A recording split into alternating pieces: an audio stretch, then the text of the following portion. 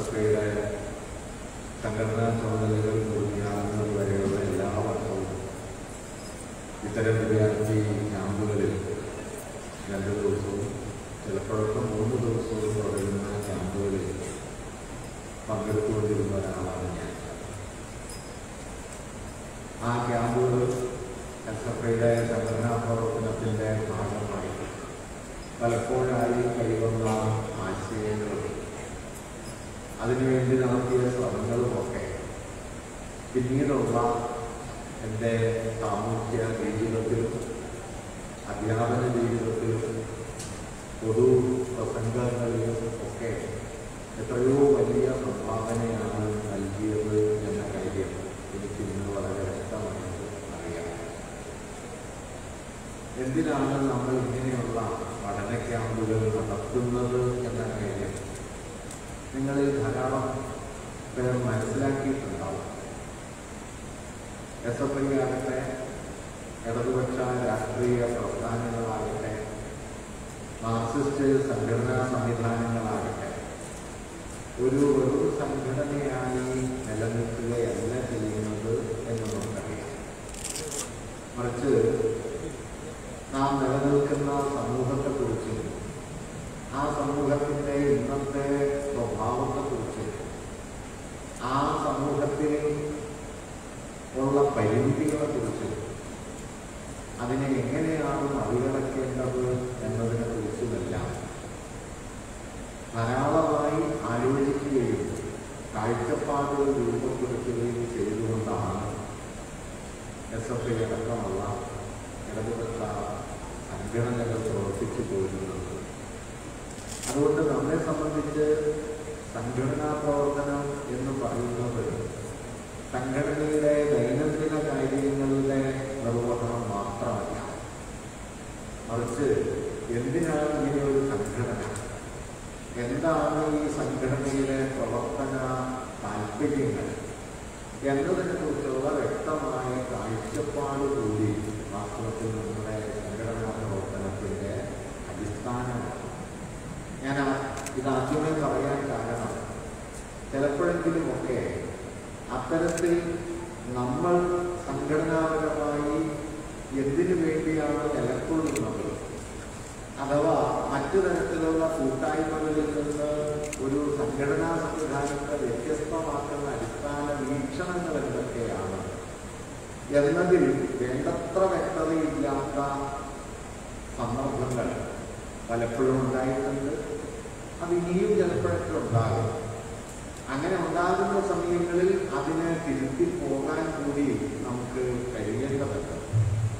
അതിന് ശേഷിയുള്ളവരായി ഈ ജില്ലയിലെ വിദ്യാർത്ഥി പ്രസ്ഥാനത്തെ ആകമാനം വ്യക്തമായ സാമൂഹ്യ രാഷ്ട്രീയ ബോധ്യത്തോടെ കൊണ്ടു നടക്കാൻ കഴിയുന്നവരായി മാറിത്തീരുക എന്നതാണ് നിങ്ങളിവിടെ ഒത്തുകൂടുകയും ഇത്തരം പഠന ക്ലാസുകളിൽ പങ്കെടുക്കുകയും ചെയ്യുന്നതിൻ്റെ പ്രാഥമികമായ ഒരു താല്പര്യം. നമ്മൾ ആദ്യമേ മനസ്സിലാക്കേണ്ട ഒരു കാര്യം, വ്യക്തമായ സാമൂഹ്യ രാഷ്ട്രീയ വീക്ഷണത്തിൻ്റെ അഭാവത്തിൽ സംഘടന എന്നത് ഒരാൾക്കൂട്ടമായി തീരും. അങ്ങനെ ആൾക്കൂട്ടമായാൽ ആ സംഘടനയെ സംബന്ധിച്ച് നമുക്കുണ്ടാകുന്ന ചെറുതും വലുതുമായ അഭിപ്രായ വ്യത്യാസങ്ങളോ അല്ലെങ്കിൽ ആരോടെങ്കിലുമൊക്കെ ഉളവാകുന്ന അനിഷ്ടങ്ങളോ ഒക്കെ നമുക്ക് വളരെ പ്രധാനപ്പെട്ട കാര്യമാണ് എന്ന് തോന്നുകയും അത് സംഘടനാതലത്തെ തന്നെ ദുർബലപ്പെടുത്തുകയും ചെയ്യും.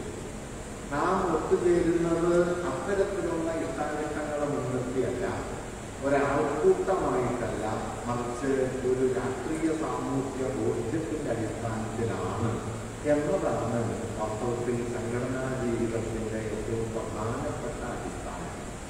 ആ അടിസ്ഥാനം ഇല്ലെങ്കിൽ സംഘടന ഒരാൾക്കൂട്ടമായി തീരാനും അങ്ങനെ ആൾക്കൂട്ടത്തിൻ്റെതായ പലതരത്തിലുള്ള ദൗർബല്യങ്ങൾ, വ്യക്തിപരമായ അനിഷ്ടങ്ങൾ, ഇഷ്ടാനിഷ്ടങ്ങൾ, സംഘർഷങ്ങൾ അല്ലെങ്കിൽ വിഭാഗീയതകൾ ഇതൊക്കെ കടന്നു കയറാനും കാരണമാണ്. അതുകൊണ്ട് നമ്മുടെ രാഷ്ട്രീയ ധാരണയുടെ ഏറ്റവും പ്രധാനപ്പെട്ട രാഷ്ട്രീയ പ്രവർത്തനത്തിൻ്റെ ഏറ്റവും പ്രധാനപ്പെട്ട അടിസ്ഥാനങ്ങളിലൊന്നാണ് വ്യക്തമായ ഒരു ആശയ തലം ഉണ്ടാക്കിയെടുക്കുക എന്നത്. ഇതാകട്ടെ ഇന്നത്തെ കാലത്ത് വളരെ പ്രയാസകരമാണ്. കാരണം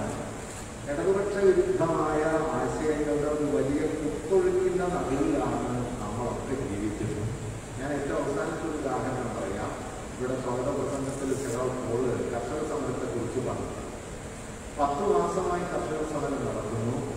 ആ കർഷക സമരത്തിന് അഖിലേന്ത്യാ തലത്തിൽ പിന്തുണ നൽകിക്കൊണ്ട് കഴിഞ്ഞ ദിവസങ്ങളിൽ ഒരു ഭാരത ബന്ദ് നടക്കുകയുണ്ടായി. കേരളത്തിലാകട്ടെ അത് ഏറ്റവും ശക്തമായി കേരളത്തിലെ ഭരണ പ്രതിപക്ഷ പ്രസ്ഥാനങ്ങൾ ഒരുപോലെ പിന്തുണച്ചുകൊണ്ട് വളരെ ശക്തമായ നിലയിലാണ് ആ സമരം നടന്നത്. ആ സമരത്തിൻ്റെ പിറ്റേന്ന് വന്ന പത്രങ്ങൾ, ആ സമരത്തിൻ്റെ ആ ദിവസങ്ങളിൽ തന്നെ വന്ന ടെലിവിഷൻ വാർത്തകൾ ഒക്കെ നിങ്ങൾ ശ്രദ്ധിച്ചാൽ അതുടനീളം അന്ന് മുതൽ ഇന്ന് വരെ അതുടനീളം ഏറിയ പങ്കും എറണാകുളത്തെ ഒരു പുരാവസ്തു തട്ടിപ്പുകാരായിരുന്നു.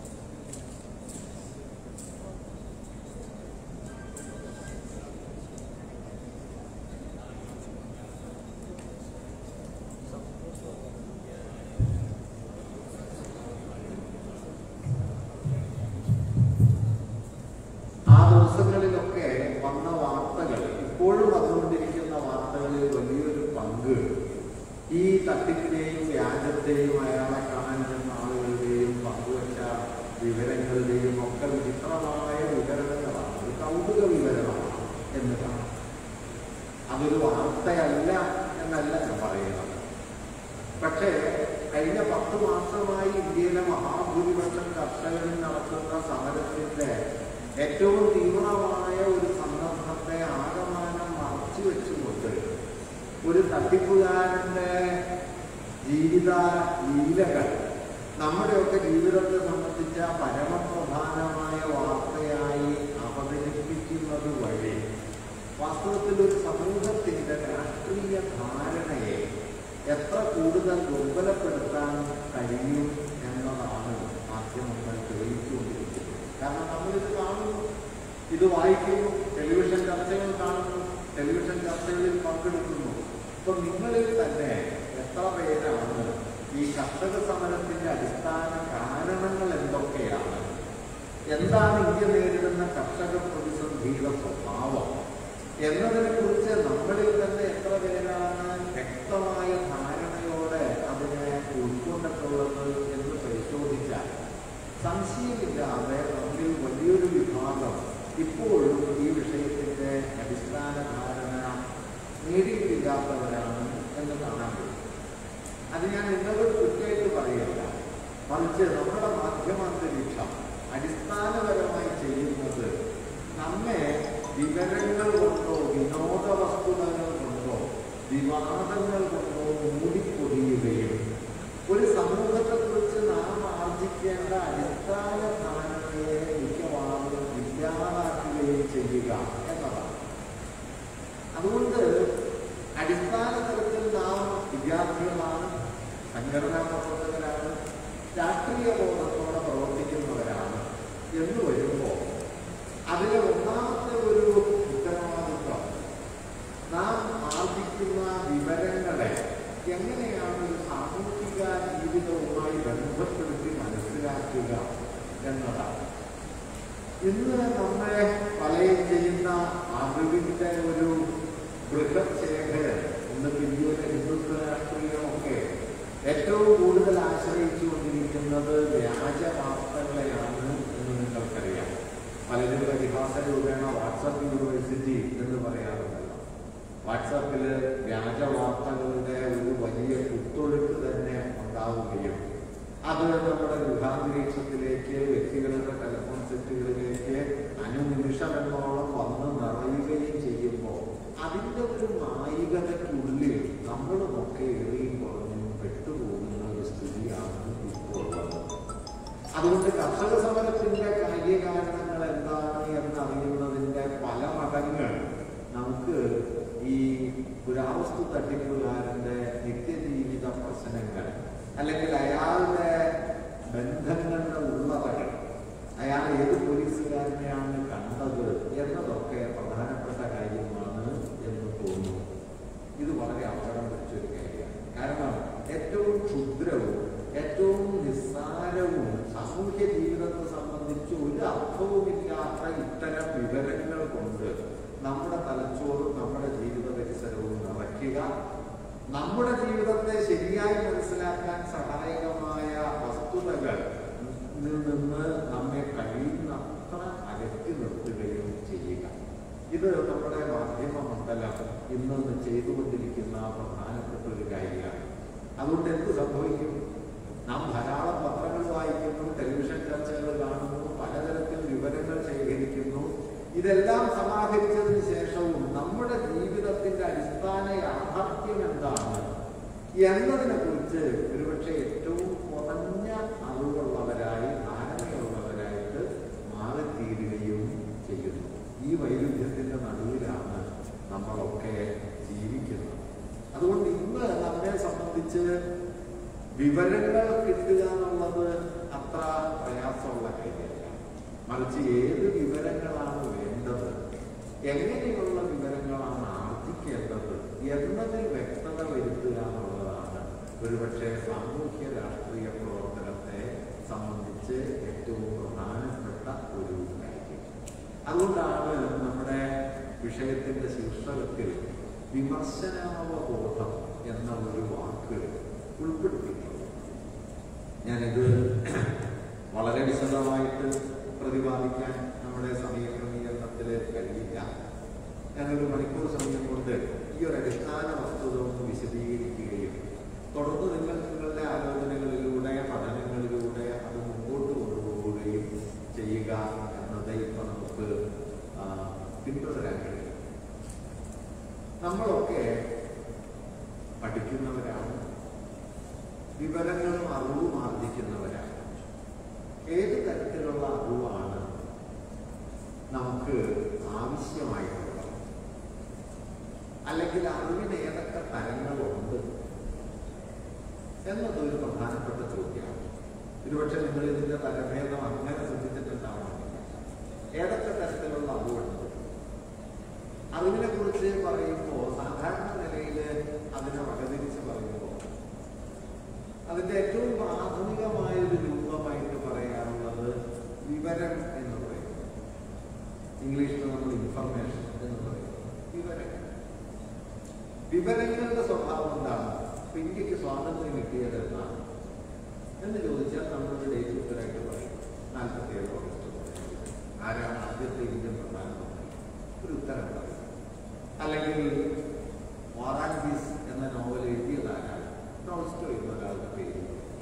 ഇത്തരത്തിൽ നമ്മൾ ശേഖരിച്ചു വയ്ക്കുന്ന അറിവുകളാണ് വിവരം എന്ന് പറയുന്നത്, ഇൻഫർമേഷൻസ്. ഈ ഇൻഫർമേഷനിലേക്ക് നിങ്ങളൊന്ന് ശ്രദ്ധിച്ചു നോക്കിയാൽ ഒരു കാര്യം നിങ്ങൾക്ക് മനസ്സിലാവും. ഈ വിവരം ആർജിക്കുന്നതിന്, അല്ലെങ്കിൽ വിവരം നേടിയ ഒരാൾക്ക് ആ വിവരവുമായി പ്രത്യേകിച്ച് അയാൾക്ക് ബന്ധവുമില്ല. ഇന്ത്യൻ പ്രധാനമന്ത്രി ആരാണ് എന്ന ചോദ്യത്തിന് ഉത്തരം പറയാനായിട്ട് നിങ്ങൾക്ക് പ്രത്യേകിച്ചൊരു എന്താ പറയുക, ആ ഉത്തരത്തിൽ നിങ്ങൾക്കൊരു റോളില്ല. ഉത്തരം അവിടെ ഉണ്ട്. ആ ഉത്തരം നിങ്ങൾ പഠിച്ചാൽ മതി. നമ്മൾ ക്വിസ് കോമ്പറ്റീഷൻ കുട്ടികൾ 10,000 ചോദ്യങ്ങൾക്ക് ഉത്തരവൊക്കെ പഠിക്കുമല്ലോ. ഈ 10,000 ചോദ്യങ്ങൾക്ക് ഉത്തരം പഠിക്കുമ്പോഴും ഒരു ഉത്തരവും എന്താണ് അവരുടെ ജീവിതബോധത്തിന്റെ ഭാഗമല്ല. അവര് പുസ്തകങ്ങളിലൂടെ ഇങ്ങനെ വിവരങ്ങൾ ശേഖരിച്ചു വെക്കുന്നു. ആ വിവരങ്ങളൊക്കെ നമുക്ക് ചുറ്റും വന്ന് നിറയുന്നു. നമ്മൾ ആവശ്യം പോലെ അതെടുത്ത് ഉപയോഗിക്കുന്നു. നമ്മുടെ ആവശ്യം കഴിഞ്ഞാൽ അത് മാറ്റിവെക്കുന്നു. ഏതാണ്ട് വിവരത്തിനൊരു ഉപകരണ സ്വഭാവമാണുള്ളത്, ഒരു ഇൻസ്ട്രുമെന്റ്. ഇപ്പൊ നമ്മുടെ ഈ ഒരു സ്ക്രൂ ഡ്രൈവർ ഉണ്ട് എന്ന് വെക്കാൻ വീട്ടില്, നമ്മളതെന്ത് ചെയ്യും? നമ്മുടെ മേശയിലോ മറ്റോ ഭദ്രമായിട്ട് വയ്ക്കും. ആവശ്യമുള്ള സമയത്ത് അതെടുക്കും. ഏത് സ്ക്രൂ ആണോ അഴിക്കേണ്ടത് അഴിക്കും, തിരിച്ചതുപോലെ തന്നെ അവിടെ വയ്ക്കും. അതിൽ നമുക്ക് പ്രത്യേകിച്ച് റോളൊന്നുമില്ല. ആവശ്യാനുസരണം എടുത്ത് ഉപയോഗിക്കാവുന്ന ഒരു സാമഗ്രിയായിട്ട് ഒരു ഇൻസ്ട്രുമെന്റ് നിങ്ങളുടെ പക്കലുണ്ട്. ഇങ്ങനെ വിവരം ആർജിക്കുന്ന ആളുകൾക്ക് നേരിട്ട്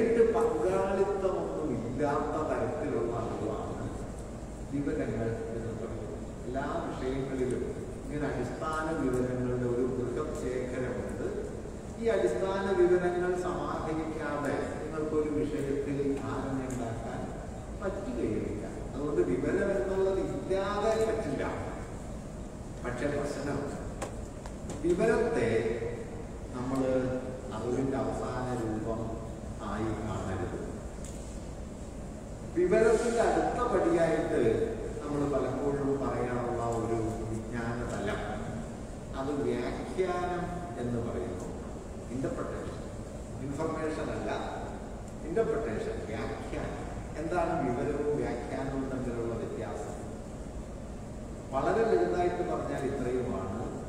നിങ്ങളുടെ കയ്യിലുള്ള വിവരങ്ങൾ ഉപയോഗിച്ചുകൊണ്ട് ഒരു സന്ദർഭത്തെയോ ഒരു സ്ഥിതിവിശേഷത്തെയോ ഒരു പ്രതിഭാസത്തെയോ വിശദീകരിക്കാൻ നിങ്ങൾ നടത്തുന്ന ശ്രമമാണ് വ്യാഖ്യാനം.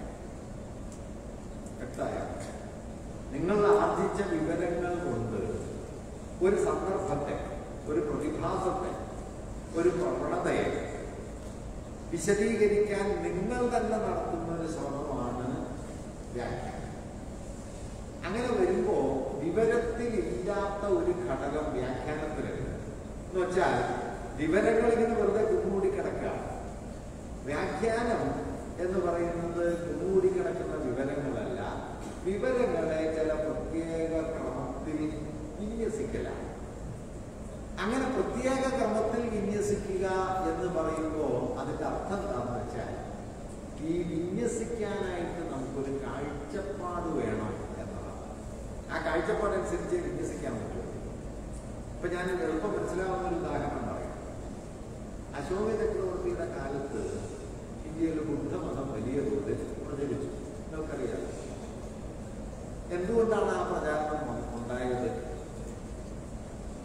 എന്ന ചോദ്യത്തിന് ഇതൊരു വിവരമാണ്. അശോകന്റെ കാലത്താണ് ഇന്ത്യയിൽ ബുദ്ധമതം വലിയ തോതിൽ വ്യാപിച്ചത്. ഒരു ഇൻഫർമേഷനാണ്, ബേസിക് ഇൻഫർമേഷനാണ്, ശരിയുമാണ്. എന്തുകൊണ്ടാണ് അങ്ങനെ വ്യാപിച്ചത് എന്ന ചോദ്യം വന്നാൽ ഇത്തരം വിവരമല്ല, വ്യാഖ്യാനം. രണ്ട് വ്യാഖ്യാനങ്ങൾ ഞാൻ പറയാം. ഒന്ന് നമുക്കൊക്കെ പരിചയമുള്ളതാണ്. അശോകൻ രാജ്യമൊക്കെ വെട്ടിപ്പിടിച്ചു, കലിംഗ യുദ്ധം കഴിഞ്ഞു. കലിംഗ യുദ്ധത്തിൽ ലക്ഷത്തിലധികം ആളുകൾ കൊല്ലപ്പെട്ടു. അത് അശോകനെ വലിയ തോതിൽ ദുഃഖിതനാക്കി. അദ്ദേഹം ബുദ്ധമതം സ്വീകരിക്കുകയും നാടെമ്പാടും ബുദ്ധമതം പ്രചരിപ്പിക്കുകയും അതിൻ്റെ ഭാഗമായിട്ട് ബുദ്ധമതത്തിന് വലിയ വ്യാപ്തി കൈവരികയും ചെയ്തു. ഇതാണ് നമുക്ക് പാഠപുസ്തകങ്ങളിലൊക്കെ പരിചയമുള്ള ഒരു വിശദീകരണം. അതുണ്ടായിട്ടുണ്ടാവാം, ഞാനില്ല എന്ന് പറയല്ലേ. അശോകന് യുദ്ധം കഴിഞ്ഞപ്പോൾ എന്താ പറയുക, ഇത് വലിയ പ്രയാസം ഉണ്ടാക്കുകയും അദ്ദേഹം ബുദ്ധമതത്തിലേക്ക് തിരിയുകയും നാടെമ്പാടും ബുദ്ധമത പ്രചരണത്തിന് വേണ്ടി ശാസനങ്ങളൊക്കെ എഴുതി വയ്ക്കുകയും ചെയ്തു എന്നറിയാമല്ലോ. നമ്മുടെ മംഗലാപുരത്തും കർണാടകത്തിലും ഒക്കെ അശോകന്റെ ശാസനങ്ങളൊക്കെ, ഇന്ത്യ മുഴുവൻ അശോക ശാസനങ്ങൾ നമ്മൾ കാണുന്നത്. ഈ വ്യാഖ്യാനം ഒരു വിശദീകരണമാണ്. മറുഭാഗത്ത് ഇന്ത്യയിലെ ആധുനിക ചരിത്രകാരന്മാരിൽ ചിലരൊക്കെ മറ്റൊരു വിശദീകരണം നൽകുന്നുണ്ട്. അതെന്താണ്?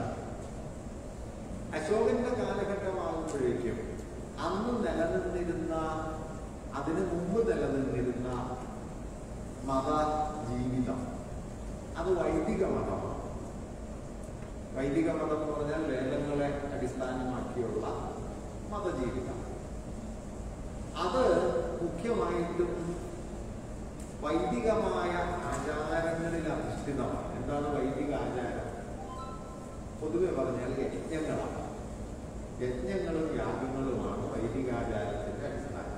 ഏറിയ പോലെ എല്ലാ യജ്ഞയാഗങ്ങളിലും വലിയ തോതിൽ പശുബലി നടക്കും. കന്നുകാലികളെ കൊന്നത് ബലിയർപ്പിക്കും. അശോകന്റെ കാലമാകുമ്പോഴേക്കും ഇന്ത്യയിലെ കാർഷിക സമൂഹം എന്നത് വളരെ ശക്തമായി മാറും. കൃഷി വലിയ തോതിൽ വികസിക്കുന്നു, കാർഷിക സമൂഹം വളരെ ശക്തമായിട്ട് മാറും. അങ്ങനെ വന്നപ്പോൾ ഒരു പ്രശ്നം പുതുതായിട്ട് ഉയർന്നു വരുന്നത്, വലിയ തോതിൽ കൃഷി വികസിച്ചു വരുമ്പോൾ ആ സമൂഹത്തിന് അതിനു മുമ്പുള്ള ഒരു പശുപാലക സമൂഹമുണ്ട്. ആടുമാടുകളെ വെച്ച് അത് തൊഴിലായെടുത്ത് കൃഷിയിലേക്ക് വളരെ പരിമിതമായ തോതിൽ മാത്രം പ്രവേശിച്ചിരുന്ന ഒന്നാണ് അതിന് മുമ്പുള്ള സമൂഹം. ആ സമൂഹത്തിലാണ് യജ്ഞയാഗങ്ങളുടെ വലിയ ഒരു പാരമ്പര്യം നിലനിന്നിരുന്നത്.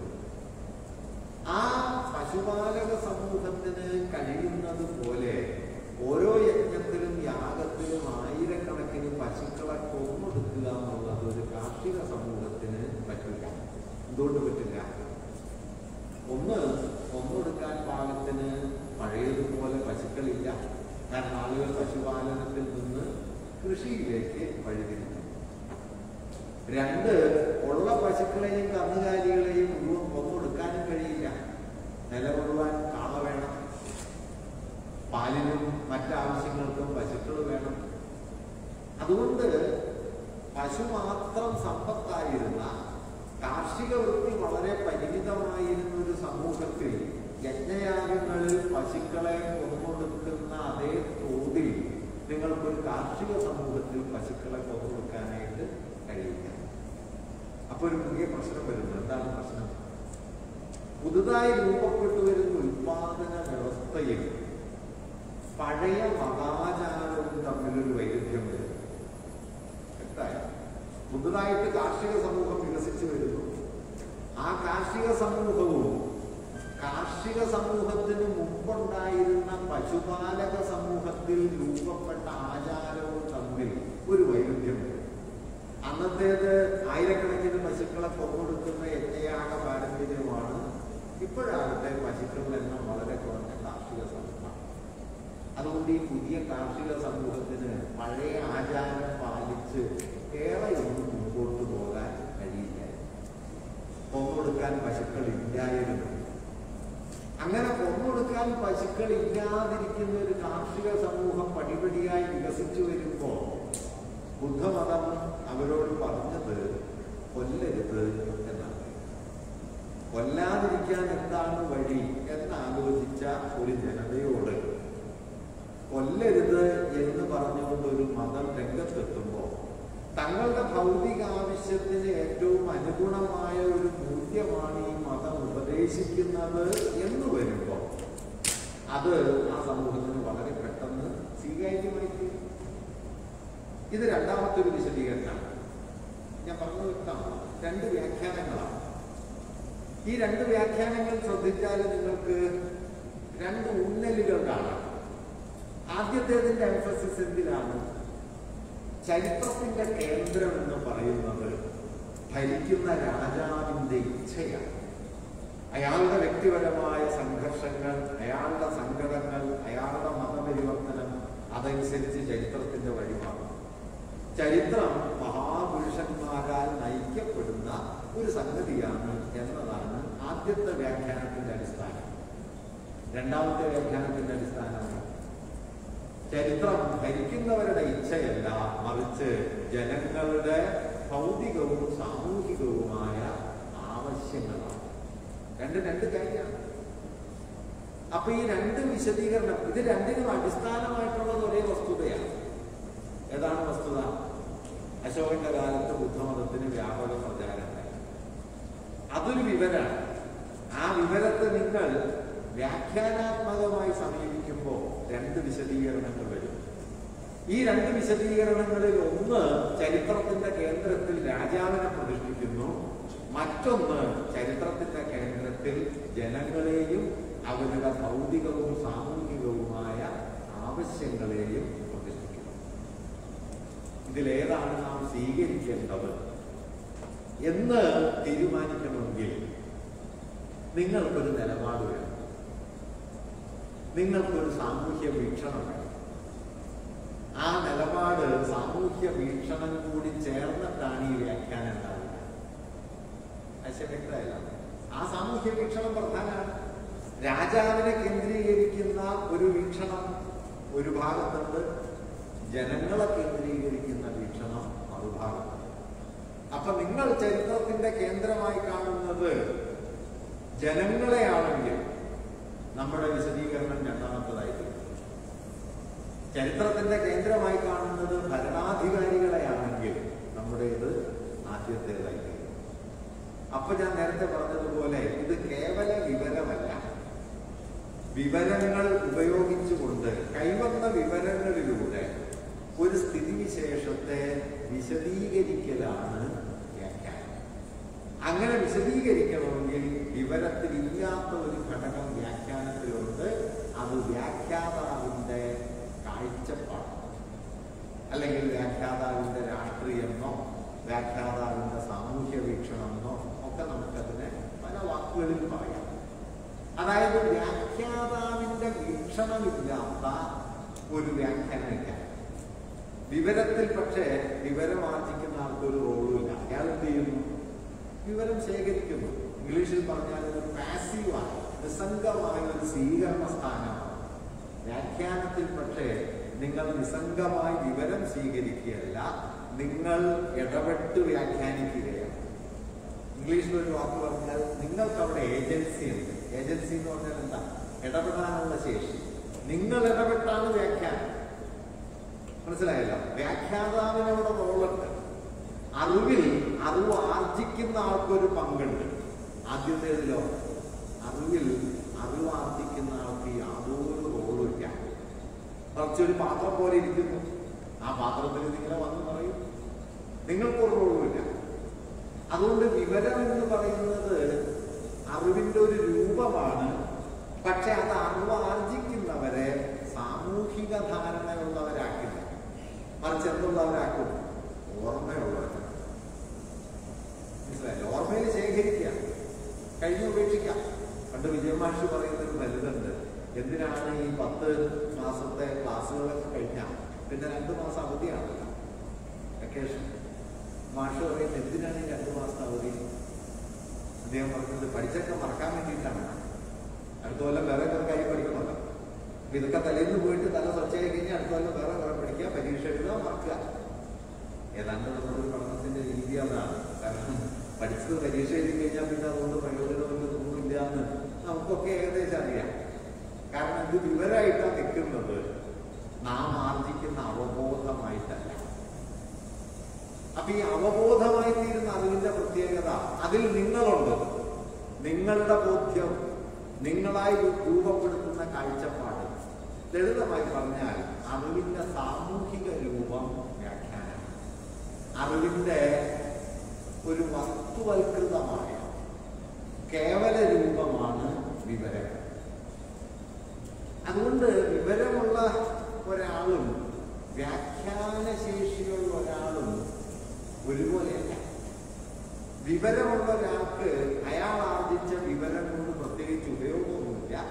അതത് സന്ദർഭങ്ങളിൽ, ഇപ്പൊ ക്വിസ് കോമ്പറ്റീഷൻ ആണെങ്കിൽ പ്രപഞ്ചത്തിൽ എന്ത് ചോദ്യം ചോദിച്ചാൽ ഉത്തരം പറയുന്ന ആളുകളുണ്ട്. പക്ഷെ അവരുടെ സാമൂഹിക ധാരണയെ കുറിച്ച് നിങ്ങളൊരു അന്വേഷണം നടത്തിയാൽ മിക്കവാറും സമൂഹത്തിൽ നടക്കുന്ന അനീതികളെ കുറിച്ചോ അത്യാചാരങ്ങളെ കുറിച്ചോ ഒന്നും അവർക്കൊരു പ്രശ്നവും ഉണ്ടാവില്ല. അതുകൊണ്ടാണ് ഒരു ഭാഗത്ത് ആധുനിക ശാസ്ത്ര സാങ്കേതിക വിദ്യയുടെ ഇങ്ങേ തലവരെ പഠിച്ച ആളുകൾ മറുഭാഗത്ത് മതവാദത്തിന്റെയും ആഭിചാരത്തിന്റെയും ജാതിയുടെയും ഒക്കെ നടത്തിപ്പുകാരായിട്ട് മാറിത്തീരുന്നു. അപ്പൊ നിങ്ങൾ സമീപ ദിവസങ്ങളിൽ നടന്ന ഈ സ്ത്രീധന കൊലപാതകങ്ങൾ മുഴുവൻ ശ്രദ്ധിച്ചാൽ കാണാവുന്ന ഒരു കാര്യം, ഈ കൊല്ലപ്പെട്ട കുട്ടികളും കൊല നടത്തിയവരും ഒക്കെ നല്ല വിദ്യാഭ്യാസമുള്ളവരാണ്. MBBS പഠിച്ചുകൊണ്ടിരിക്കുന്ന കുട്ടിയെയാണ് സ്ത്രീധന കൊല നടത്തുന്നത്. നടത്തുന്നവരാകട്ടെ അതിലും കൂടുതൽ പഠിച്ചവരാണ്. അപ്പൊ ഈ പഠനത്തിന്റെ അർത്ഥം എന്താണ്? കാരണം ആ പഠനം നിങ്ങളെ സ്പർശിക്കുന്നില്ല. ആ പഠനം എന്താണ്? ഒരു ഇൻസ്ട്രുമെന്റാണ്. എന്തിനുള്ള ഇൻസ്ട്രുമെന്റ്? പണി കിട്ടാൻ, ജോലി കിട്ടാൻ, പണം കിട്ടാൻ. അതിനപ്പുറം ആ വിവരത്തെ രൂപപ്പെടുത്തുന്ന ഒരു സാമൂഹിക ധാരണ ഉണ്ടാവില്ല. ആ വിവരത്തിന്റെ സാമൂഹ്യ അടിസ്ഥാനം ഉണ്ടാവില്ല. അപ്പൊ നമ്മുടെ നാട്ടിൽ ശാസ്ത്ര കോൺഗ്രസിലൊക്കെ ആളുകൾ പ്രമേയം അവതരിപ്പിക്കുന്നുണ്ടല്ലോ. 5000 കൊല്ലം മുമ്പ് ഇന്ത്യയിൽ റോക്കറ്റ് ഉണ്ടായിരുന്നു. ഇല്ല, സയൻസ് കോൺഗ്രസിലൊക്കെ ഇപ്പൊ അമ്മാതിരി പ്രമേയങ്ങൾ ഇഷ്ടം പോലെ വരും. 5000 കൊല്ലം മുമ്പ് ഏത് ലോഹമാണ് ഉണ്ടായിരുന്നത് എന്ന ചോദ്യം പക്ഷെ ആരും ചോദിക്കില്ല. ഇന്ത്യയിൽ ഇരുമ്പ് കണ്ടുപിടിച്ചിട്ട് എത്ര കാലമായി? ആ ഇരുമ്പിന് മുകളിൽ ഇരുമ്പ് ഇരുമ്പ് കൊണ്ടൊന്നും നിങ്ങൾക്ക് നേരെ റോക്കറ്റ് വിടാൻ പറ്റില്ല. കാരണം അന്തരീക്ഷവായുവിൽ ഭൂഗുരുത്വത്തെ ഭേദിച്ച് ഉയർന്നു പോകാനായിട്ട് പറ്റണം, അതിൻ്റെ ഘർഷണത്തിൽ കത്തിപ്പോകാതിരിക്കണം. അങ്ങനെ ഒരുപാട് സോഫിസ്റ്റിക്കേഷൻ ഉണ്ടായാലും മാത്രമാണ് ഭൂഗുരുത്വത്തെ ഭേദിച്ച് ഒരു സാധനത്തെ നിങ്ങൾക്ക് ശൂന്യാകാശത്തിലേക്ക് വിടാൻ പറ്റും. പക്ഷേ 10,000 കൊല്ലം മുമ്പ് മുനിമാര് റോക്കറ്റ് വിട്ടിരുന്നു എന്ന് പ്രമേയം പാസ്സാക്കുമ്പോൾ 10,000 കൊല്ലം മുമ്പ് ഏത് ലോഹമാണ് ഉണ്ടായിരുന്നത്? അതിന് അന്തരീക്ഷവായുവിലെ ഘർഷണത്തെ ഭേദിക്കാനുള്ള ശേഷി ഉണ്ടായിരുന്നോ? അതിനുള്ള ഊർജത്തിന്റെ പ്രൊപ്പല്ലറുകൾ എന്തായിരുന്നു? ഒരു ചോദ്യമില്ല. കാരണം നിങ്ങള് ഹോമറെ എപ്പോഴെങ്കിലും ഗ്രീക്ക് വ്യാസനെ വിളിച്ചിട്ടുണ്ടോ? അങ്ങനെ വിളിക്കണമെന്ന് തോന്നാത്തത് എന്തുകൊണ്ടാണ്? ഞാൻ പറഞ്ഞ പ്രോബ്ലം മനസ്സിലായി. തിരിച്ചു ആവാല്ല. എന്തുകൊണ്ടാണ് കാളിദാസൻ ഷേക്സ്പിയർക്കും 1200 കൊല്ലം മുമ്പ് ജീവിച്ച കാളിദാസനെ ഷേക്സ്പിയറെ കൊണ്ട് അളക്കാം എന്ന് വരുന്നതും ഷേക്സ്പിയർക്കും 1200 കൊല്ലം മുമ്പ് ജീവിച്ച കാളിദാസനെ കൊണ്ട് പക്ഷെ നിങ്ങൾക്ക് ഷേക്സ്പിയറെ അളക്കാൻ കഴിയില്ല എന്ന് വരുന്നതും എന്താണ്? ക്വിസ് കോമ്പറ്റീഷനിൽ ഈ പ്രശ്നം വരില്ല. ഇന്ത്യൻ കാളിദാസൻ ആരാണ്, ഇന്ത്യൻ ഷേക്സ്പിയർ ആരാണെന്ന് ചോദിച്ചാൽ വ്യാസൻ കാളിദാസൻ ഉത്തരം എഴുതിയാൽ നിങ്ങൾക്ക് മാർക്ക് കിട്ടും. വ്യക്തമല്ല. പക്ഷേ ഈ അറിവ്, ഇങ്ങനെ ഒരു അറിവ് വന്നത് എന്തുകൊണ്ടാണ്? ഈ അറിവിന്റെ പിന്നിലുള്ളത് ഷേക്സ്പിയറുടെയും കാളിദാസന്റെയും സാഹിത്യപരമായ മഹിമയെക്കുറിച്ചോ മികവിനെ കുറിച്ചോ ഉള്ള ഒരു താരതമ്യമല്ല ഇതിന്റെ പിന്നിൽ ഒന്നാമതായുള്ളത്. മറിച്ച് ഇന്ത്യയെ ഒരു 100 കൊല്ലക്കാലത്തോളം ബ്രിട്ടീഷ് കൊളോണിയലിസം കീഴടക്കി ഭരിച്ചു എന്നതാണ്. കോളനി വാഴ്ചയുടെ ഫലമായി ഷേക്സ്പിയർ എന്ന് പറയുന്നത് സാഹിത്യ പ്രതിഭയുടെ ഏറ്റവും ഉയർന്ന മാനദണ്ഡമാണ് എന്നൊരു ധാരണ നമ്മുടെ വിജ്ഞാനത്തിലും സാമൂഹ്യ ബോധത്തിലും ഉറച്ചതുകൊണ്ടാണ് ഷേക്സ്പിയറെ കൊണ്ട് കാളിദാസനെ അളക്കാം എന്ന് മനസ്സിലായി. അതല്ലാതെ കാളിദാസനും ഷേക്സ്പിയറും തമ്മിലുള്ള സാഹിത്യപരമായ ഒരു താരതമ്യത്തിലൂടെ ഉണ്ടാകുന്ന ഉത്തരല്ല.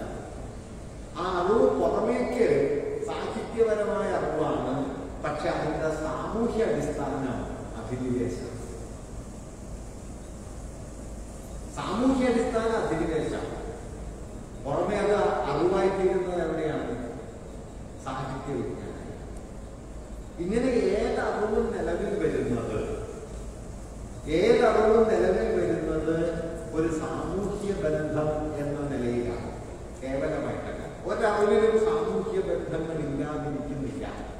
ചിലതിൽ അത് വളരെ പ്രകടമായിട്ടായി കാണാൻ പറ്റും, ചിലതിൽ വളരെ പരോക്ഷമായിട്ടായിരിക്കും.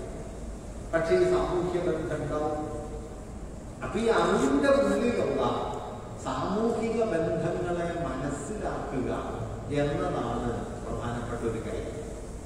അപ്പോഴാണ് ഈ അറിവ് എങ്ങനെ അറിവായി തീർന്നു എന്ന് മനസ്സിലാവുള്ളൂ. തിരിഞ്ഞു ഞാൻ പറയാം. അറിവ് എങ്ങനെ അറിവായി തീർന്നു എന്ന് മനസ്സിലാവണമെങ്കിൽ അറിവ് മനസ്സിലാക്കിയാൽ പോരാ, ആ അറിവുണ്ടായാൽ പോരാ. മറിച്ച് അറിവിൽ ഉള്ളടങ്ങിയിരിക്കുന്ന സാമൂഹ്യ ബന്ധം എന്താണ് എന്ന് കൂടി മനസ്സിലാക്കണം. അപ്പൊ ഞാൻ ശാസ്ത്രത്തെ നിന്നിട്ട് വേറെ ഉദാഹരണം പറയാം. നിങ്ങൾ ഡാർവിന്റെ പരിണാമ സിദ്ധാന്തം പഠിച്ചിട്ടുണ്ടാവുക. പരിണാമ സിദ്ധാന്തത്തില് ഡാർവിൻ 4 അടിസ്ഥാന സങ്കല്പനങ്ങൾ മുമ്പോട്ട് വയ്ക്കുന്നു. ജീവിവർഗങ്ങൾ പരിണമിക്കുന്നു, അതാണ് അദ്ദേഹം പറയുന്നത്, ഡെസെന്റ് ഓഫ് മാൻ. എന്താണ് ഈ പരിണാമത്തിന്റെ ആധാരം? 4 തത്വങ്ങളാണ് ഡാർവിൻ മുമ്പോട്ട് വയ്ക്കുന്നത്. ഒന്ന്, അമിതോത്പാദനം, ഓവർ പ്രൊഡക്ഷൻ. ഒരു പ്രദേശത്ത് അവിടെയുള്ള ജീവജാലങ്ങൾ വൻതോതിൽ പെറ്റുപെരുകുന്നു, അമിതോത്പാദനം. ചുരുങ്ങിയ ഒരു പ്രദേശത്ത് ജന്തുജാലങ്ങൾ, ഇങ്ങനെ ജീവജാലങ്ങൾ വലിയ തോതിൽ പെറ്റുപെരുകുമ്പോൾ എല്ലാത്തിനും നിലനിർത്താനുള്ള വിഭവങ്ങൾ ഉണ്ടാവില്ല, വിഭവ ശോഷണം ഉണ്ടാവും. അതിന്റെ ഫലമായിട്ട് ഉള്ളവ തമ്മിൽ സംഘർഷത്തിലാകും. അതാണ് രണ്ടാമത്തെ തത്വം, സ്ട്രഗിൾ ഫോർ എക്സിസ്റ്റൻസ്, നിലനിൽക്കാനുള്ള സമരം, സ്ട്രഗിൾ ഫോർ എക്സിസ്റ്റൻസ്.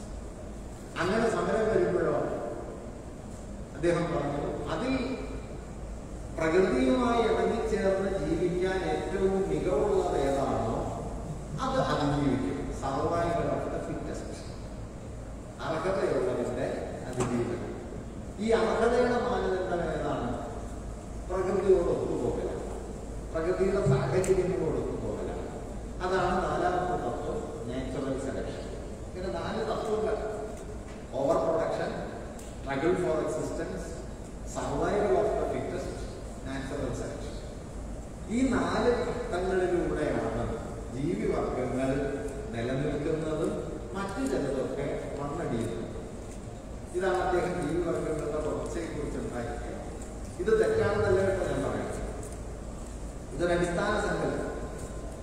ഡാർവിന്റെ പുസ്തകം പുറത്തു വരുന്നത് 19-ാം നൂറ്റാണ്ടിന്റെ പകുതിയിലാണ്.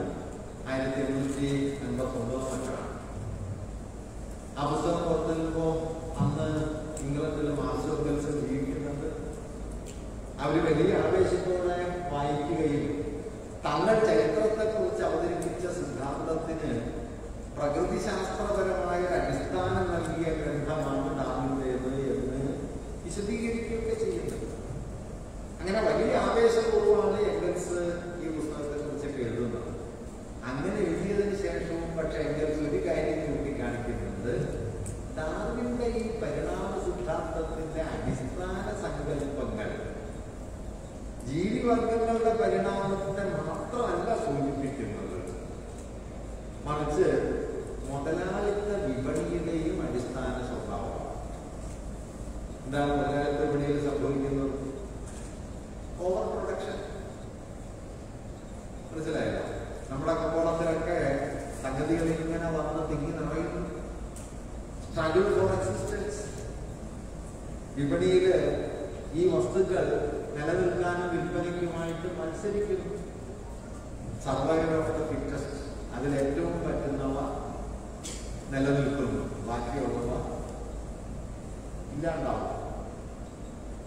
നോക്കൂ, ജീവിവർഗങ്ങളുടെ പരിണാമം വിശദീകരിക്കാൻ ഡാർവിൻ മുമ്പോട്ട് വയ്ക്കുന്ന സങ്കല്പനങ്ങളിലേക്ക് സൂക്ഷിച്ചു നോക്കിയാൽ അത് മുതലാളിത്ത വിപണിയിൽ ചരക്കുകൾ വരുന്നതും ഏറ്റുമുട്ടുന്നതും വിറ്റഴിക്കപ്പെടുന്നതും ചിലത് നിലനിൽക്കുന്നതും മറ്റു ചിലത് പിൻവാങ്ങുന്നതിൻ്റെയും തത്വം കൂടിയാണെന്ന് കാണാൻ പറ്റും.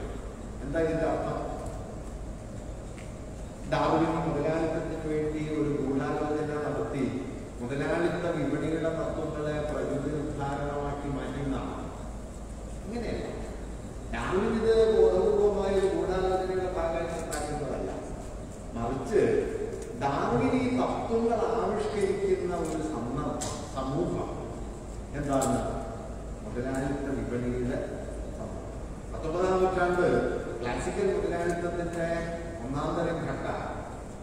ആ ക്ലാസിക്കൽ മുതലാളിത്തത്തിന്റെ കേന്ദ്രത്തിൽ ഇംഗ്ലണ്ടിൽ ഇരുന്നാണ് ഡാർവിന്റെ ഈ തത്വങ്ങൾ അദ്ദേഹം ആവിഷ്കരിക്കുന്നത്. എംഗൽസ് അതുകൊണ്ടാണ് പറഞ്ഞത് മുതലാളിത്ത വിപണിയുടെയും മാൽത്തൂസിയൻ ജനസംഖ്യാ സിദ്ധാന്തത്തിന്റെയും ഒരു സമ്മിശ്ര രൂപം കൂടിയാണ് ഡാർവിൻ മുമ്പോട്ട് വയ്ക്കുന്നത്. എംഗൽസ് അവിടെ ചൂണ്ടിക്കാണിക്കുന്ന ഒരു കാര്യമുണ്ട്. ജന്തുജാലങ്ങൾ തമ്മിൽ സംഘർഷമുണ്ട് എന്നത് ശരിയാണ് എന്നിരിക്കെ തന്നെ ജന്തുജാലങ്ങൾ തമ്മിൽ സഹകരണമുണ്ട്. ഒരു ജന്തു മറ്റൊരു ജന്തുവിനെ ആശ്രയിച്ച് ജീവിക്കുന്നുണ്ട്. തമ്മിൽ കോൺഫ്ലിക്റ്റ് ഉണ്ടാവാം. ഈ ആശ്രയത്തിന്റെ ഘടകത്തെ വിട്ടിട്ട് കോൺഫ്ലിക്റ്റിന്റെ ഘടകത്തെ തെരഞ്ഞെടുക്കുകയാണ് ഡാർവിൻ ചെയ്യുന്നത്. അശംപിടിയിട്ട് പ്രകൃതിയിലെ ജന്തുക്കൾ തമ്മിൽ എന്തു മാത്രമല്ല ഉള്ളത്? സംഘർഷം മാത്രമല്ല, പരസ്പരാശ്രിതത്വമുണ്ട്. മനസ്സിലായല്ലോ?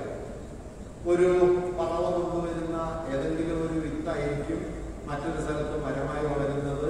ആ മരത്തിലായിരിക്കും ഒരു കിളി കൂടുകൂട്ടുന്നത്, വേറൊരു കിളി. അല്ലെങ്കിൽ ആ മരത്തിന്റെ വീട്ടിലായിരിക്കും മറ്റൊരു ജന്തുവിന്റെ വാസസ്ഥാനം ഉണ്ടാവുന്നത്. ഇങ്ങനെ അന്യോന്യാസങ്ങളാണ്. പ്രകൃതി പരസ്പര സംഘർഷങ്ങളുടെ ലോകം മാത്രമല്ല, പരസ്പര സഹകരണത്തിന്റെയും ലോകം. എംഗൽസ് ചൂണ്ടിക്കാണിച്ചൊരു കാര്യം, ഈ സഹകരണത്തിന്റെ ഘടകത്തിന് ഊന്നൽ നൽകാതെ സംഘർഷത്തിന്റെ ഘടകത്തിന് വലിയൊരു ഊന്നൽ കൊടുക്കാനായിട്ട് ഈ ഡാർവിൻ മുതിരുന്നുണ്ട്. അതിന് കാരണമായി തീരുന്നത് അദ്ദേഹം ഉൾപ്പെട്ട കാലഘട്ടത്തിന്റെ ഈ മുതലാളിത്ത വിപണിയുടെ നിരന്തരമായ ഒരു സംഘർഷാത്മക സ്വഭാവമാണ്. ഞാൻ പറഞ്ഞാൽ മനസ്സിലാവും. അതായത് ഒരു അറിവ് രൂപപ്പെടുന്നത് ശൂന്യ സ്ഥലത്തല്ല, മറിച്ച് എവിടെയാണ്? ഒരു സാമൂഹ്യ സന്ദർഭത്തിൽ, ഒരു ചരിത്രഘട്ടത്തിലാണ്. ഒരു സാമൂഹ്യ സന്ദർഭവും ചരിത്രഘട്ടവും ഉണ്ടാക്കുന്ന അറിവ് ഏറിയും കുറഞ്ഞും ആ ഘട്ടത്തിന്റെ സാമൂഹികതയുടെ ബന്ധങ്ങളെ ഉൾക്കൊള്ളുന്നുണ്ടാവും. അതെന്താണ് എന്ന ചോദ്യം നാം ആ അറിവിനോട് ചോദിക്കുകയും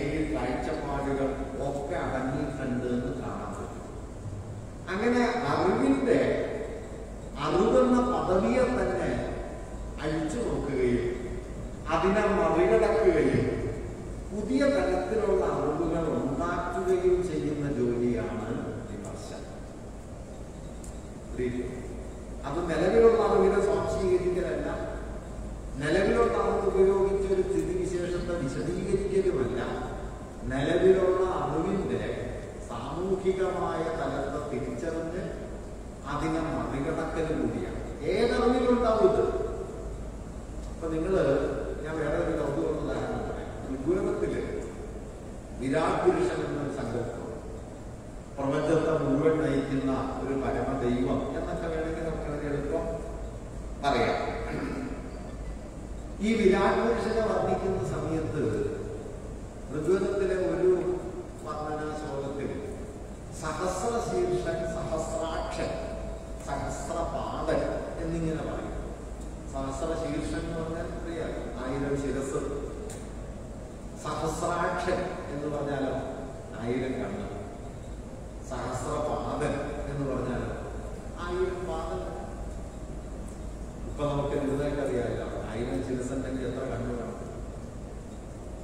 2000 കണ്ണു വേണമല്ലോ, 2000 പാദങ്ങൾ വേണമല്ലോ. എന്തുകൊണ്ടാണ് സഹസ്രശീർഷ, സഹസ്രാക്ഷ, സഹസ്രപാദ എന്നിങ്ങനെ ഒരു വർണ്ണന വരുന്നത്? സഹസ്രം എന്ന വാക്ക് ക്രിസ്തുവിന് 1500 കൊല്ലം മുമ്പ് നാം ഇന്ന് പറയുന്ന 999+1=1000 എന്ന കൃത്യാർത്ഥത്തിലല്ല, മറിച്ചോ ആ കാലത്ത് ജനങ്ങളുടെ സംഖ്യാബോധം താരതമ്യേന വളരെ പരിമിതമായിരുന്നൊരു കാലത്ത് അനന്തതയെ സൂചിപ്പിക്കുന്ന ഒരു വാക്കാണ് സഹസ്രം. ഇന്നിപ്പോ നമ്മൾ കോടാനുകോടി എന്ന് പറഞ്ഞു കഴിഞ്ഞാൽ ഇത്ര കോടിയാണെന്നൊരു ധാരണയില്ലല്ലോ. ഒരു വലിയ സംഖ്യയെ സൂചിപ്പിക്കാനായിട്ട് നമ്മൾ എന്ത് പറയുന്നു? കോടാനുകോടി ജനങ്ങൾ എന്ന് പറയും. അത് എത്ര കോടിയാണ്? 5 കോടിയാണോ, 10 കോടിയാണോ, 100 കോടിയാണോ? അങ്ങനെയില്ല.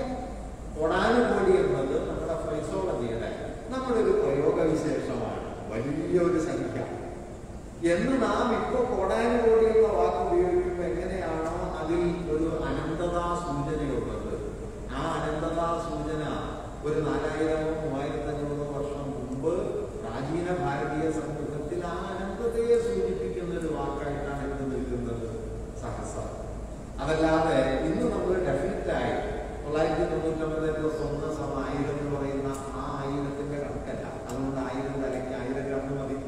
കോടാനുകോടി ശിരസ്സുകൾക്ക് കോടാനുകോടി കണ്ണുകൾ മതി. മനസ്സിലായല്ലോ? ഇന്ന് പക്ഷെ 1000 എന്ന് പറഞ്ഞാൽ നമുക്ക് അനന്തതാബോധം കിട്ടുമോ? കിട്ടില്ല. വ്യക്തമല്ലേ? ഇന്ന് 1000 എന്ന് പറഞ്ഞാൽ നമ്മൾ ദൈനംദിനം കൈകാര്യം ചെയ്യുന്ന ഒരു ചെറിയ സംഖ്യയാണ് 1000 രൂപയായിട്ടും 1000 സംഗതികളായിട്ടും ഒക്കെ 1000 നമ്മൾ ദൈനംദിനത്തിൽ പെട്ടുകഴിഞ്ഞു.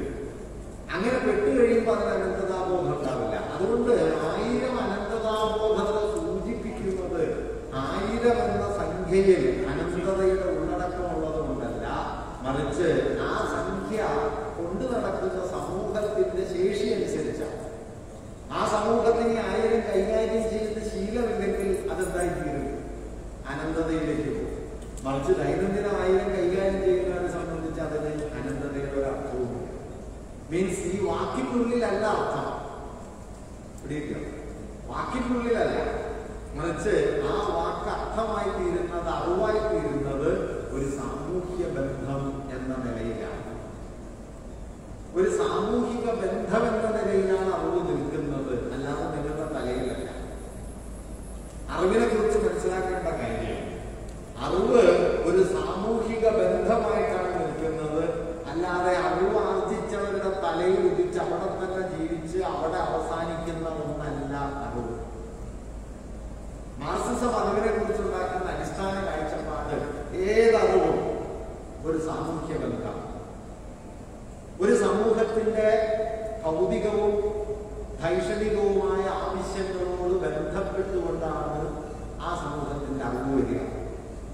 അതിന് പക്ഷപാതങ്ങളുണ്ട്, അതിൽ മുൻവിധികളുണ്ട്, അതിൽ താല്പര്യങ്ങളുണ്ട്, അതിൽ വർഗപരമായ ഉള്ളടക്കമുണ്ട്. ഇതൊന്നുമില്ലാത്ത അറിവില്ല. ചിലത് ഒറ്റ നോട്ടത്തിൽ നമുക്ക് കാണാൻ പറ്റും, ചിലതിൽ കാണാനേ പറ്റില്ല. ചിലതിലിപ്പോ നമുക്കറിയാം വെളുപ്പാണ് സൗന്ദര്യം എന്ന് മുമ്പ് ധരിച്ചിരുന്നില്ല. ഇന്ന് ആ ധാരണ ഏതാണ്ട് ദുർബലപ്പെട്ടു. തീർപ്പില്ലാണ്ടായി നമുക്ക് പറഞ്ഞുകൂടാണ്. തീർപ്പില്ലാണ്ടായ പിന്നെ നമ്മളെ ഈ വെളുക്കാൻ വയ്ക്കുന്ന മരുന്നുണ്ടാവില്ല. ആ മരുന്ന് അവസാനിച്ചിട്ടില്ല, കോസ്മെറ്റിക് ഇൻഡസ്ട്രി അവസാനിച്ചിട്ടില്ല. നമ്മുടെ മോശയുടെ അംശം വഴി കോസ്മോളജിസ്റ്റാണ് നമ്മുടെ എന്താണ് പണത്തെ പുരാവസ്തു വിദഗ്ധരുണ്ടല്ലോ, മൂപ്പര് കോസ്മോളജിസ്റ്റേ. ഇത് അവസാനിച്ചിട്ടൊന്നുമില്ല. പക്ഷേ ഓർക്കേണ്ട ഒരു കാര്യം, ഇന്ന് പഴയതുപോലെ കറുപ്പിനെ അങ്ങനെ ഒരു നിഷേധാത്മകമായി കാണാൻ അത്ര എളുപ്പമല്ല. കാരണം നമ്മുടെ സോഷ്യോ പൊളിറ്റിക്കൽ പൊസിഷൻസ് മാറി. അല്ലാതെ മുമ്പ് കറുപ്പിന് സൗന്ദര്യമില്ലാതിരുന്നു, കഴിഞ്ഞ ആഴ്ച കറുപ്പിന് സൗന്ദര്യം വന്നു, അതല്ല. മറിച്ച് സോഷ്യൽ അണ്ടർസ്റ്റാൻഡിങ് മാറി. നേരത്തെ വെളുപ്പാണ് സൗന്ദര്യം. വെളുപ്പ് സൗന്ദര്യമായി നിന്നുകൊണ്ടാണ് വളരെ ചെറിയ കാരണമുള്ളൂ കേട്ടോ. വെളുത്തവരാണ് ലോകം ഭരിച്ചത്, വെളുത്തവരാണ് അധികാരമുള്ളവര്. അത്രയുള്ളൂ. അതികവിഞ്ഞി ഒന്നുമില്ല. ബാക്കി എന്ത് പറഞ്ഞാലും അടിസ്ഥാനപരമായി പറയാം. അധികാരം ഉണ്ടാക്കിയ സൗന്ദര്യമാണ് വെളുപ്പിന്. കറുത്തവർ ഉയർന്നു വരികയും കറുപ്പ് രാഷ്ട്രീയ അധികാരം ആർജിക്കുകയും കറുപ്പ് സാമൂഹിക ശക്തിയായി തീരുകയും ഒക്കെ ചെയ്യുമ്പോൾ കറുപ്പിലും സൗന്ദര്യമുണ്ട് എന്ന് ഒരു ധാരണ. അതാണ് ഇപ്പൊ കുറച്ചൊക്കെ രൂപപ്പെട്ടത്. പക്ഷെ മറ്റൊരു ആധിപത്യം ഇല്ലാതായിട്ടില്ല. പക്ഷെ പഴയതുപോലെയല്ല. മനസ്സിലായി? അതുകൊണ്ട് ഞാൻ പറഞ്ഞത് എന്താണെന്ന് വെച്ച് കഴിഞ്ഞാൽ, ഇങ്ങനെ വെളുപ്പ് സുന്ദരമാണ് എന്ന ഒരു സാമാന്യ ധാരണ മുതൽ പ്രകൃതി നിർദ്ധാരണത്തിന്റെ അടിസ്ഥാന സങ്കല്പന വ്യൂഹങ്ങളിൽ വരെ സാമൂഹിക ബന്ധങ്ങളും ഉൽപാദന വ്യവസ്ഥയുണ്ട്. ഇത് പറയുന്നവരെല്ലാം അതെല്ലാം തിരിച്ചറിഞ്ഞിട്ടാണ് പറയുന്നത് എന്നൊന്നും നമ്മൾ കരുതല്ല. പലരും ഇത് അറിഞ്ഞിട്ടുണ്ടാവില്ല, പലരും ഇത് തിരിച്ചറിഞ്ഞിട്ടുണ്ടാവില്ല. അവര് തിരിച്ചറിഞ്ഞില്ല എന്നുള്ളത് രണ്ടാമത്തെ കാര്യം. പക്ഷേ അങ്ങനെയല്ലാതെ അറിവിന് നിലനിൽക്കാൻ കഴിയില്ല. അതുകൊണ്ട് മാർക്സിസത്തെ സംബന്ധിച്ച്, ഒരു ഇടതുപക്ഷപരമായ സാമൂഹ്യ രാഷ്ട്രീയ വീക്ഷണത്തെ സംബന്ധിച്ച് അറിവിനെ കുറിച്ചുള്ള കാഴ്ചപ്പാട് എന്ന് പറഞ്ഞാൽ ഏതറിവും ഒരു സാമൂഹിക ബന്ധമാണ്. സാമൂഹിക ബന്ധമാണെങ്കിൽ എല്ലാ അറിവിലും താല്പര്യങ്ങളുണ്ട്. ഏതറിവാണോ നിങ്ങളുടെ മുമ്പിലേക്ക് എത്തുന്നത് അത് നിഷ്കളങ്കമായി വരുന്നതല്ല. അതുകൊണ്ടാണ് ഞാൻ തുടക്കത്തിൽ പറഞ്ഞത്, 10 മാസമായി ഇന്ത്യയിലെ കർഷകർ നടത്തിക്കൊണ്ടിരിക്കുന്ന വലിയ സമരത്തിന്റെ പരിസമാപ്തി പോലെ വന്ന ഒരു ബന്ദിന്റെ പിറ്റേന്ന് ആ ബന്ദിനെ കുറിച്ചുള്ള വാർത്ത ഒരു കോളത്തിൽ അവസാനിക്കുകയും മോശയുടെ അംശവടിയിൽ യേശുവിനെ ഒറ്റിക്കൊടുത്ത വെള്ളിക്കാശുണ്ട് എന്ന് പറയുന്ന ഒരു തട്ടിപ്പുകാരന് 1.5 പേജ് നിറയെ വാർത്ത കിട്ടുകയും ചെയ്യുന്നത് നിഷ്കളങ്കമായിട്ടല്ല, മറിച്ച് ജനങ്ങൾക്ക് മുമ്പിലേക്ക് ജനങ്ങളുടെ ജീവിതത്തിന്റെ യഥാർത്ഥ ചിത്രം എത്താതിരിക്കാനും അയഥാർത്ഥവും വ്യാജവുമായ വാർത്തകൾ, വിവരങ്ങൾ കൊണ്ട് ജനതയുടെ ജീവിതത്തെ നിറച്ച് സാമൂഹ്യ രാഷ്ട്രീയ ബോധ്യങ്ങളിൽ നിന്ന് കഴിയുന്നതും അവരെ അകറ്റി നിർത്താനുമാണ് ഈ വാർത്ത സഹായിക്കുക. നമ്മളും വായിക്കുമല്ലോ, ഇല്ലേ? നമ്മളും ഈ 1.5 പേജിലെ വാർത്തകൾ വായിക്കും, ഇയാളുടെ വീരസാഹസങ്ങളൊക്കെ വായിക്കും. ഇതെല്ലാം വായിച്ചിട്ട് നമുക്ക് ദൈനംദിനം പത്രം വായിക്കുന്നുണ്ട്, സാമൂഹിക ധാരണയുണ്ട് എന്ന് തെറ്റിദ്ധരിക്കുകയും ചെയ്യും. സാമൂഹിക ധാരണ എന്ന് പറയുന്നത് അംശവടി ആരും കയ്യിൽ പിടിച്ചു നമ്മളല്ല. സാമൂഹിക ധാരണ എന്നുള്ളത് നമ്മുടെ സമൂഹത്തിൽ പ്രവർത്തിച്ചുകൊണ്ടിരിക്കുന്ന ബലങ്ങൾ, ശക്തികൾ, അതിന്റെ സംഘർഷക്രമങ്ങൾ ഏതാണ് എന്ന് തിരിച്ചറിയലാണ്. ആ തിരിച്ചറിയില്ലാതാക്കും. പകരം ചെയ്യും ഇമാതിരി കൗതുകങ്ങളിലേക്ക് നമ്മെ കൊണ്ടുപോകും.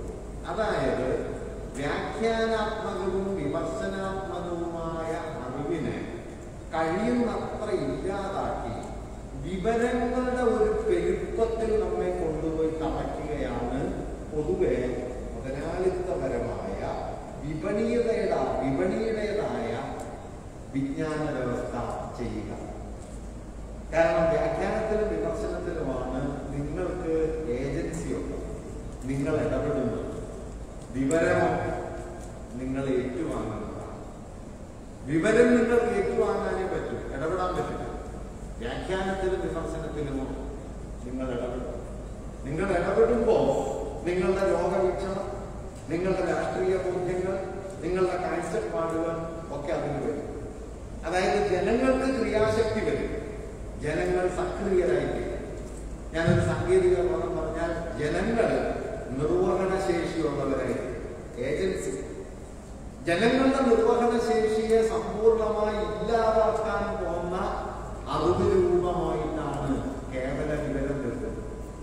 മറിച്ച് വ്യാഖ്യാനവും വിമർശനവും ഈ വിമർശന ശേഷി എന്നത് ജനങ്ങളുടെ ഏജൻസിയെ മുമ്പോട്ട് കൊണ്ടുവരും.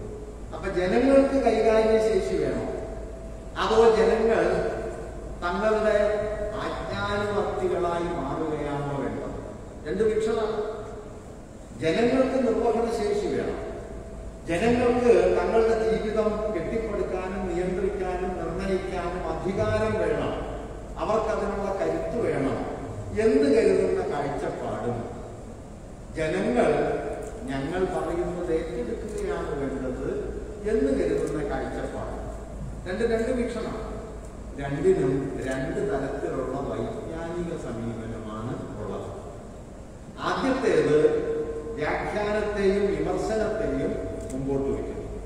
രണ്ടാമത്തേത് വിവരങ്ങളുടെ പെരുപ്പത്തെ മുമ്പോട്ട് വയ്ക്കുന്നു. വിവരങ്ങളുടെ കൂടെ ഇന്ന് വേറൊരു കാര്യം കൂടി ഉണ്ടായി വരുന്നുണ്ട്. മുമ്പുണ്ട്, പക്ഷെ ഇപ്പോൾ വളരെ കൂടി. അതെന്താണെന്ന് വെച്ച് കഴിഞ്ഞാൽ സ്കിൽ ഡെവലപ്മെന്റ് ആണ്, വൈഭവ നിർമ്മാണം. ലളിതമായി പറഞ്ഞാൽ പണി പഠിപ്പിക്കുക. നിങ്ങളൊരു പണി പഠിപ്പിക്കുക. പണി പഠിക്കുമ്പോൾ നിങ്ങൾ എന്തേ പഠിക്കുന്നുള്ളൂ? ടെക്നോളജിയെ പഠിക്കുന്നു. ആ ടെക്നോളജിക്ക് പുറകെയുള്ള സൊസൈറ്റിയെ മനസ്സിലാക്കി. ഞാൻ നേരത്തെ പറഞ്ഞതുപോലെ MSc കമ്പ്യൂട്ടർ സയൻസ് പാസ്സായതിനു ശേഷം നിങ്ങൾ എന്ത് ചെയ്യും? ജാതി ശരിയാണ് എന്ന് വിശ്വസിക്കും. പറഞ്ഞു മനസ്സിലായി? MSc സുവോളജിയോ ബോട്ടണിയോ പാസ്സായതിനു ശേഷം ശബരിമല സമരക്കാലത്ത് എന്താ നടന്നത്? MSc സുവോളജി പാസ്സായ ആളുകൾ തന്നെയാണ് റോട്ടിൽ ഇറങ്ങി ആർത്തവം ഒരു മോശപ്പെട്ട കാര്യമാണെന്ന് പറഞ്ഞ് ജാഥ നടത്തിയത്. ഇല്ല, നിരനിരയായി ജാഥയിലാവുന്നു. നിരനിരയായി ജാഥയിലാവുന്നു. ഈ ജാഥയിൽ വന്ന ആളുകളൊക്കെ പലതരത്തിൽ ബിരുദം നേടിയതാണ്. അവര് സ്കൂളിലെടുത്ത പ്രതിജ്ഞ എന്തായിരുന്നു? പ്രതിജ്ഞ എടുക്കുമല്ലോ. എന്തായിരുന്നു പ്രതിജ്ഞ? എല്ലാ ഇന്ത്യക്കാരും സഹോദരി സഹോദരൻ. തുല്യാവകാശത്തിന്റെ പ്രതിജ്ഞ എടുത്തതാ. 10 കൊല്ലം. ഒരു കാര്യം ഉണ്ടായി. MSc സുവോളജിയോ ബോട്ടണിയോ ഒക്കെ പഠിച്ചിട്ടുണ്ടാവും. ഒരു കാര്യം ഉണ്ടായില്ല. കാരണം വിവരാണ്. എന്തല്ല? അവബോധമല്ല. അവബോധമാകുമ്പോഴേ ആ വിവരം ഉപയോഗിച്ച് നിങ്ങൾക്ക് സാമൂഹികമായി ഇടപെടാൻ പറ്റും.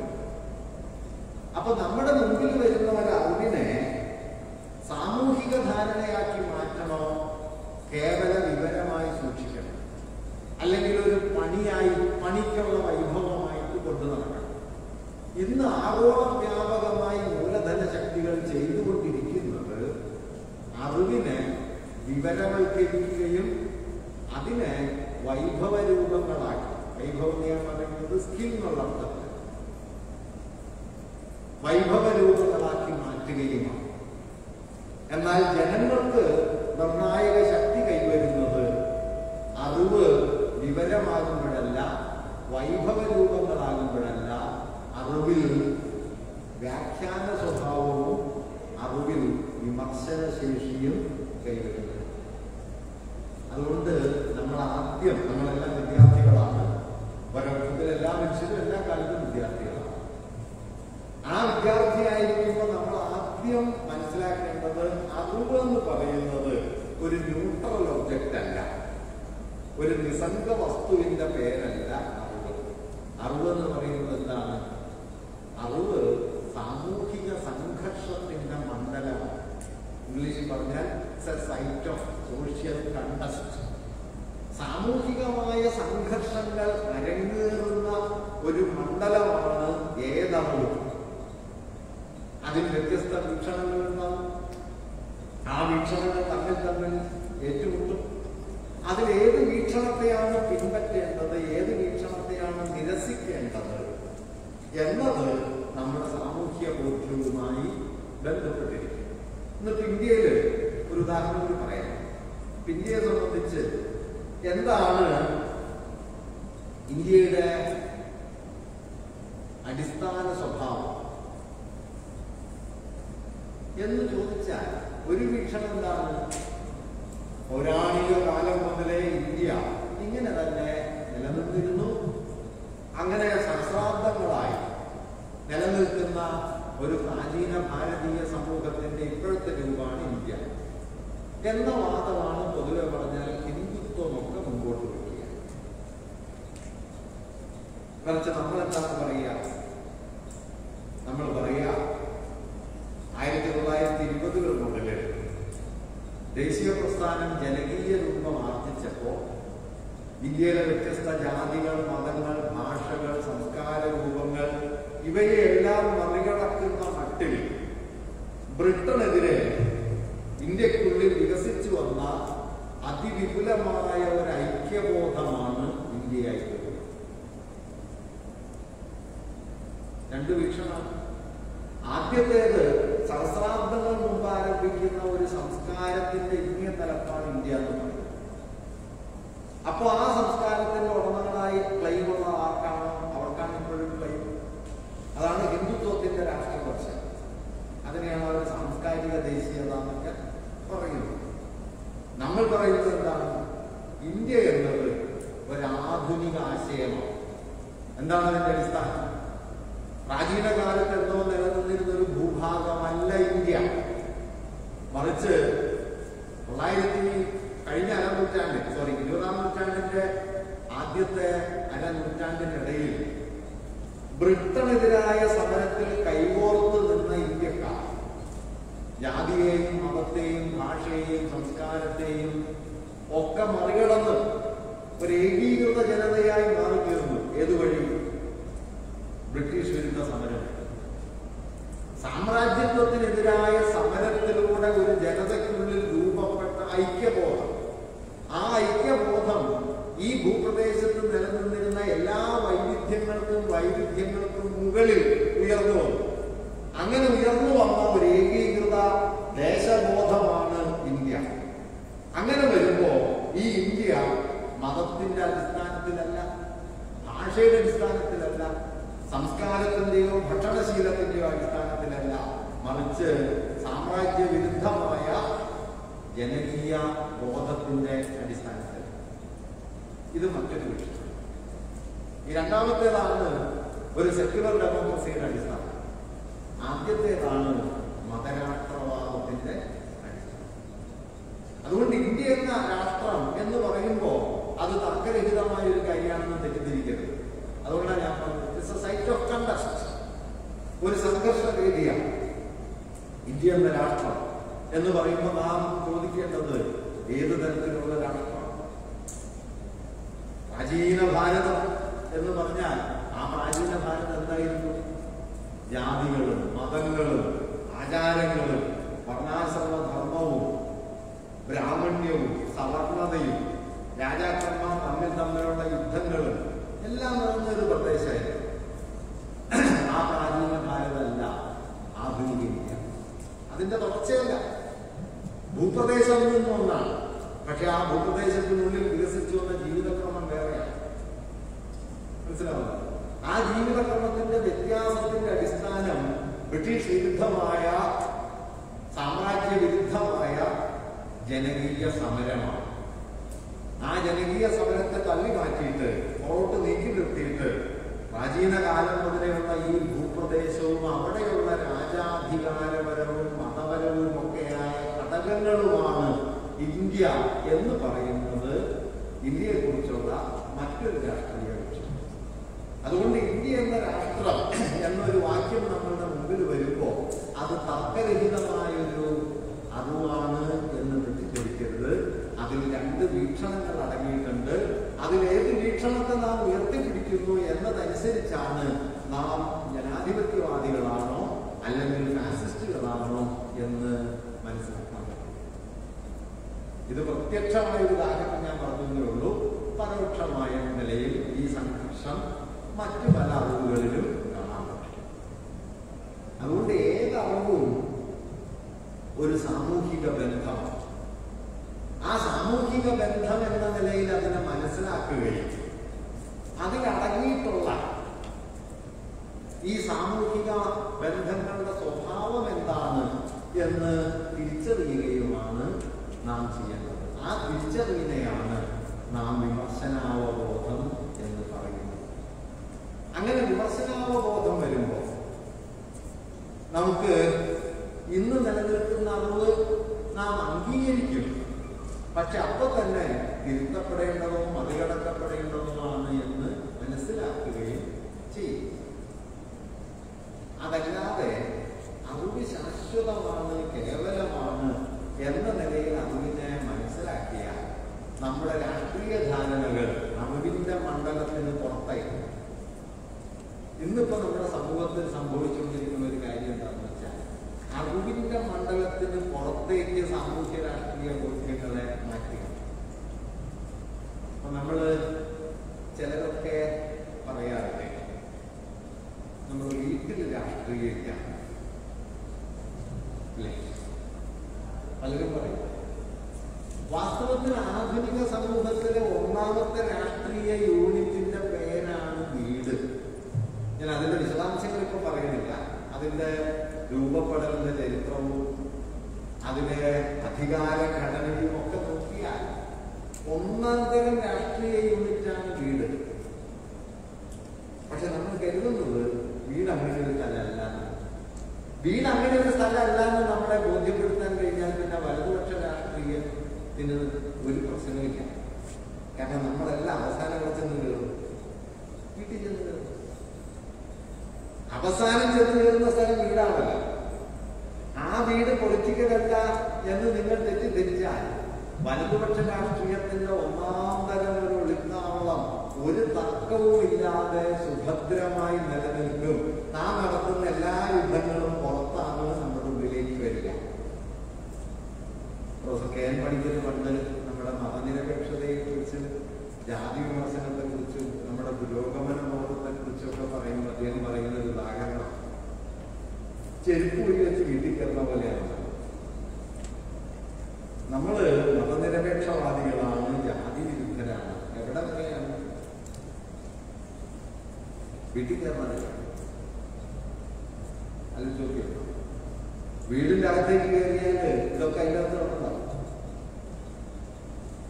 അതുകൊണ്ട് വീട് എന്ന് പറയുന്നത് പൊളിറ്റിക്കൽ യൂണിറ്റാണ് എന്ന് മനസ്സിലാക്കിയില്ലെങ്കിൽ നമുക്ക് സാമൂഹ്യ ജനാധിപത്യം സ്ഥാപിക്കാൻ പറ്റില്ല. ഇപ്പൊ നമ്മുടെ ജീവിതത്തിലെ സ്ത്രീ വിരുദ്ധതയുടെ കേന്ദ്രമായി നിൽക്കുന്ന സ്ഥാപനം ഏതാണ്? വീടുകളാണ്. ഞാൻ വീട്ടിൽ കഴിയുന്ന ആളുകളെ കുറ്റം പറയില്ല. വീടിന്റെ ഘടനാപരമായ സ്വഭാവം ചരിത്രപരമായി തന്നെ സ്ത്രീ വിരുദ്ധമാണ്. ഇത് തിരിച്ചറിയാതെ, ഇതിനെ മറികടക്കാൻ ശ്രമിക്കാതെ നിങ്ങൾക്ക് സ്ത്രീ പുരുഷ സമത്വം സ്ഥാപിക്കുക സാധ്യമല്ല. എന്ത് പേരായി പറഞ്ഞാലും സാധ്യമല്ല. അതുകൊണ്ട് സ്ട്രക്ചറലായി സോഷ്യലായി ഇതിനെ തിരിച്ചറിയുക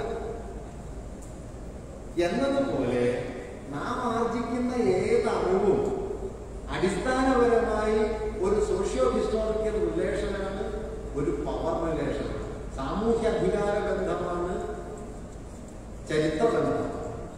അതെങ്ങനെയെന്ന് മനസ്സിലാക്കലാണ് അറിവിനെ സംബന്ധിക്കുന്ന ക്ലാസ് നിർത്തിക്കാനുള്ള പരമാവധി ശ്രമങ്ങളാണ്. അത് തിരിച്ചറിയലാണ് വിമർശനാവബോധം എന്ന് പറയുന്നത്. അതാണ് ഞാൻ നേരത്തെ വിമർശനം എന്നതിനെ കുറിച്ച് പറഞ്ഞത്. ഒരറിവ് എങ്ങനെ അറിവായി തീരുന്നു, ആ അറിവിനെ രൂപപ്പെടുത്തുന്ന അടിസ്ഥാന ഘടകങ്ങൾ എന്തൊക്കെയാണ് എന്ന് തിരിച്ചറിഞ്ഞ് അതിനെ മറികടക്കുന്നതാണ് വിമർശനം എന്ന് പറയുന്ന ജ്ഞാനം. അപ്പൊ സാമൂഹ്യ രാഷ്ട്രീയ ബോധമുള്ള ആളുകൾ, അതിനുവേണ്ടി നിലകൊള്ളുന്ന ആളുകൾ എന്ന നിലയിൽ നാം ഒരു രാഷ്ട്രീയ നിലപാടായിട്ട് എടുക്കേണ്ടത് അറിവിന്റെ വിവരവൽക്കരണത്തിനെതിരെ വ്യാഖ്യാനാത്മകവും വിമർശനാത്മകവുമായ അറിവിന് വേണ്ടിയുള്ള ശ്രമമാണ്. മനസ്സിലായില്ല?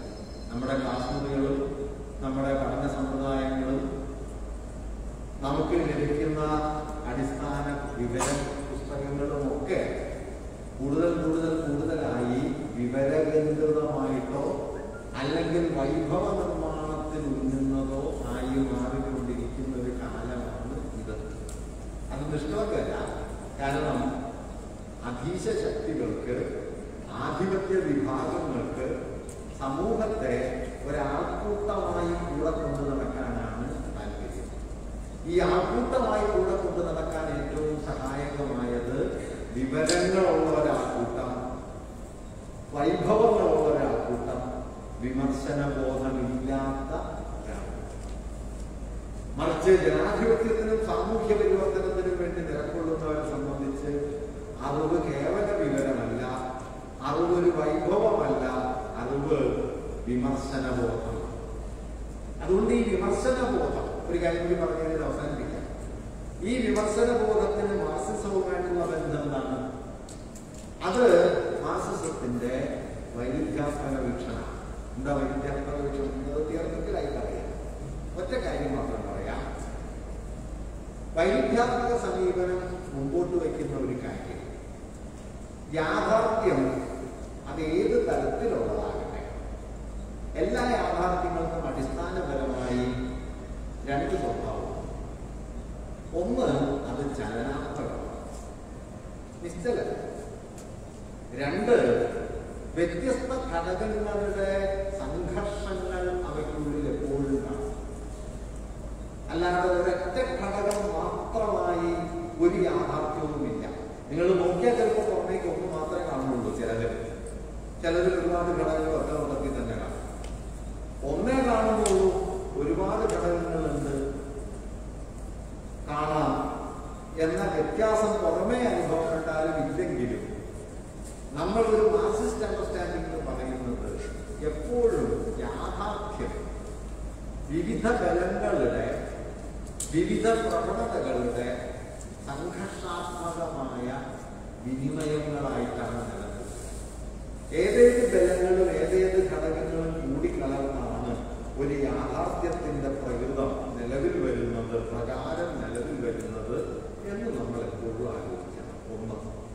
രണ്ട്, ഈ യാഥാർത്ഥ്യം എന്ന് പറയുന്നത് സ്തബ്ധമായി നിശ്ചലമായിട്ടല്ല, ചരിത്രത്തിൽ ചലനാത്മകമായിട്ടാണ് നിലകൊള്ളുക. അതിനകമേ ഒരു ചലനാത്മകത ഉണ്ടാവും, സാമൂഹികമായ വിനിമയങ്ങളും ഉണ്ടാകും. അതുകൊണ്ട് ഈ വൈരുദ്ധ്യാത്മക വിചിന്തനം എന്ന് പറഞ്ഞാൽ ഒരു പ്രക്രിയയെ രൂപപ്പെടുത്തുന്ന വ്യത്യസ്ത ബലങ്ങൾ എന്തൊക്കെയാണ് എന്നും ആ വ്യത്യസ്ത ബലങ്ങളുടെ കൊടുക്കൽ വാങ്ങലുകൾ എങ്ങനെയാണ് ഒരു പ്രക്രിയയെ രൂപപ്പെടുത്തുന്നത് എന്നും ആലോചിക്കലാണ്. അപ്പൊ സമകാലികമായ ഒരു ഉദാഹരണം മാത്രം ഞാൻ പറയാം. മലബാർ കലാപം, അതിന്റെ 100-ാം വർഷമാണ്. മലബാർ കലാപത്തെ കുറിച്ച് പ്രകടമായ രണ്ട് നാരേറ്റീവുകൾ ഇന്നെന്താണ്? ഒന്ന്, അത് ഹിന്ദുത്വ ശക്തികൾ പറയും അത് മതഭ്രാന്താണ്. ഇസ്ലാമിസ്റ്റ് മതതീവ്രവാദികൾ പറയുന്ന ഇതിന്റെ നേരെ മറുപുറത്ത് അവർ പറയുന്നത് ഇസ്ലാമിന്റെ ഒരു വിമോചന വാഞ്ചയുടെ ആവിഷ്കാരമാണ് മലബാർ കലാപം. നമ്മൾ ചരിത്രത്തിലേക്ക് നോക്കിയാൽ, ഞാൻ അതിന്റെ വിശദീകരണത്തിലേക്ക് പോകുന്നില്ല, അത് മറ്റൊരു വിഷയമാണ്. പക്ഷെ 4-5 ഘടകങ്ങൾ ഒറ്റ നോട്ടത്തിൽ നിങ്ങൾക്ക് മലബാർ കലാപത്തിൽ കാണാൻ പറ്റും. ഒന്ന്, അതിന്റെ പിന്നിൽ ഒരു കാർഷിക വൈരുദ്ധ്യം. കുടിയാന്മാരായ കർഷകരും സവർണരായ ജന്മിമാർക്കും ഇടയിലുള്ള ഒരു വൈരുദ്ധ്യം അതിന്റെ അടിപ്പടവിലുണ്ട്. ഒന്ന്. രണ്ട്, 1-ാം ലോക യുദ്ധത്തിന് ശേഷം ലോകമെമ്പാടും പടർന്നു പിടിച്ച സാമ്രാജ്യ വിരുദ്ധമായ രാഷ്ട്രീയം അതിലുണ്ട്. മൂന്ന്, തുർക്കിയിലെ ഖലീഫയുമായി ബന്ധപ്പെട്ട് ഖലീഫയ്ക്ക് ലഭിച്ചിരുന്ന ആഗോള മത നേതൃത്വ പദവിയെ പുനഃസ്ഥാപിക്കാമെന്ന വാഗ്ദാനം ബ്രിട്ടൻ പാലിക്കാതിരുന്നത് കൊണ്ട് ഇന്ത്യയിലെ മുസ്ലിങ്ങൾക്കും ലോക മുസ്ലിങ്ങൾക്കും ഇടയിൽ രൂപപ്പെട്ടു വന്ന വലിയ അതൃപ്തി അതിലുണ്ട്. 4, എറണാട് വടവനാട് താലൂക്കിൽ ഈ മാപ്പിള സമുദായത്തെ കൂട്ടിയിണക്കുന്നതിലും അതിനെ സംഘടിത ശക്തിയാക്കി മാറ്റുന്നതിലും അവിടുത്തെ മതനേതൃത്വം വഹിച്ച പങ്ക് മലബാർ കലാപത്തിൽ ഉണ്ട്. 5, മലബാറിലെ മാപ്പിള സമുദായം പോർച്ചുഗീസുകാരുടെ വരവിന് ശേഷം തീരമേഖലയിൽ നിന്ന് ഉൾനാടുകളിലേക്ക് തള്ളിമാറ്റപ്പെടുകയും തങ്ങളുടെ സാമൂഹ്യ പദവിയിൽ വലിയ ക്ഷതങ്ങൾക്ക് വിധേയമാകുകയും ചെയ്യേണ്ടി വന്നിരുന്നു. പിന്നീട് ടിപ്പുവിന്റെ പരാജയത്തിന് ശേഷം ബ്രിട്ടീഷുകാർ തദ്ദേശീയരായ ജന്മിമാരോടൊപ്പം ചേർന്ന് ഈ മലബാർ മാപ്പിളമാരെ വലിയ തോതിൽ വേട്ടകൾക്ക് വിധേയമാക്കുകയും ചെയ്തിരുന്നു. അതുണ്ടാക്കുന്ന സാമൂഹ്യ സംഘർഷവും അവിടെയുണ്ട്. ഈ ഘടകങ്ങളെല്ലാം കൂടിക്കലർന്ന ഒരു പൊട്ടിത്തെറിയിലാണ് 1921 ഉണ്ടാകുന്നത്. അതിൽ നിന്ന് ഒരു ഘടകത്തെ മാത്രം എടുത്ത്